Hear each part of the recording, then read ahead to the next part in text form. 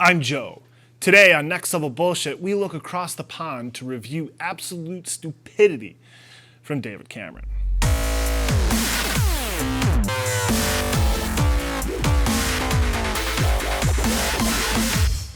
If reelected, Cameron vows to eliminate effective digital encryptions.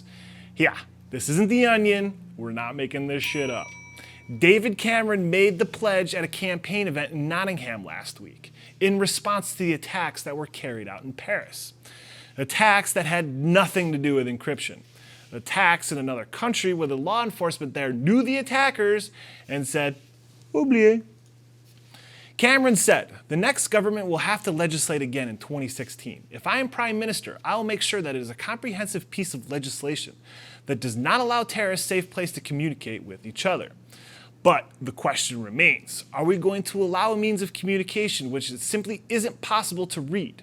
My answer to that question is no, we must not. This is an asshole because he knows it's all bullshit but is still pushing for it. According to the BBC, the Charlie Hebdo attackers communicated in plain text via email. They just made the emails look like spam.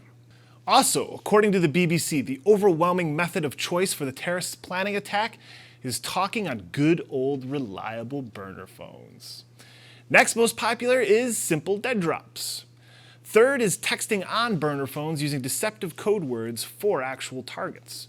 And after all that, the small minority of methods tally up, like social media, multiplayer games, and chat rooms.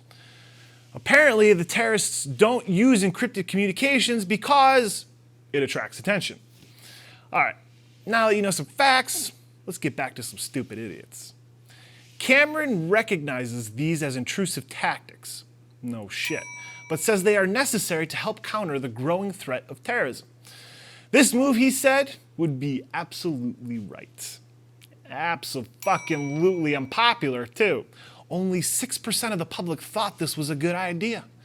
Critics of Cameron's stupidity are calling this the Snoopers Charter, a nickname for the communication data bill that was first proposed by Theresa May in 2012. The Snoopers Charter required online services to store details for every email sent, every website visited, and every social media post. The program is estimated to cost about 1.8 billion euros to implement. Jimmy Wales, founder of Wikipedia, he is also very critical of the Snoopers Charter. He argued that by forcing small companies to retain the data that they wouldn't normally puts that data at great risk. So we know this won't help terrorists. Why would this bullshit political pandering mean if it happened? Popular messaging apps like WhatsApp, Snapchat, iMessage, and FaceTime would be effectively banned unless the creators have a backdoor setup. Communications on secure websites would need to be logged and made available to law enforcement. Communicating over Tor would be illegal. Even encrypted passwords, a staple of internet security, would fall under this bullshit. Don't take my word for it. This is what Andrew Parker, the head of MI5, has to say about it. Interception of communications, which includes listening to the calls made on telephone or opening and reading the contents of email, form a critical part in the Security and Intelligence Agency's toolkit. Changes in the technology that people are using to communicate are making it harder for the agencies to maintain the capability to intercept the communications of terrorists. Whenever we lose visibility of what they're saying to each other, so our ability to understand and mitigate the threat they pose is reduced. Shit! Let's ban sealed envelopes, locks for doors, passwords for online accounts, whispering, curtains, maybe even headphones. Ooh, how about hoodies or sunglasses? Shit, that list is possibly endless. Phil Zimmerman, creator of the encryption tool Pretty Good Privacy, also known as PGP, said, when privacy is outlawed, only outlaws will have privacy. So, we showed you how the evidence indicates that terrorists don't favor encrypted communications. You're just flailing your political arms and using terrorism as a pretext to create new laws allowing you to spy on everyone, just like the NSA in the US. Oh, wait a minute. I see it now. I know the real targets. You and me. PGP is the email encryption used by journalists and whistleblowers. They also use virtual private networks and secure connections to private webmail. All the basic technologies you and I use to prevent identity theft.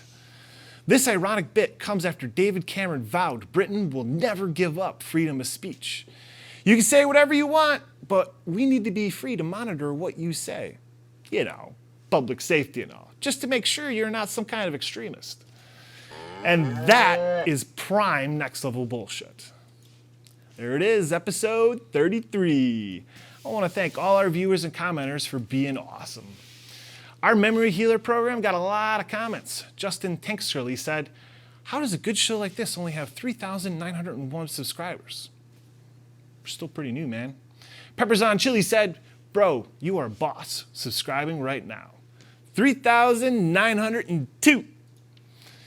And apparently several people caught video artifacts at the 9-minute mark. Secret's out. Reptilian. So, what's the fucking total today? Just 7 today. Cool. Each time it reaches $100, I'm going to donate it to charity. This first time, since my granddad died of Alzheimer's, it's going to the Alzheimer's Foundation of America. Now, if you find a story that's bullshit worthy, post it to any social media site using hashtag NLBS. Or, if you're really motivated, send us a video and post it to YouTube. You can always email me anytime at joe@nextlevelbullshit.com. And don't forget to go to thenlbs.spreadshirt.com to get shirts and other Next Level Bullshit swag.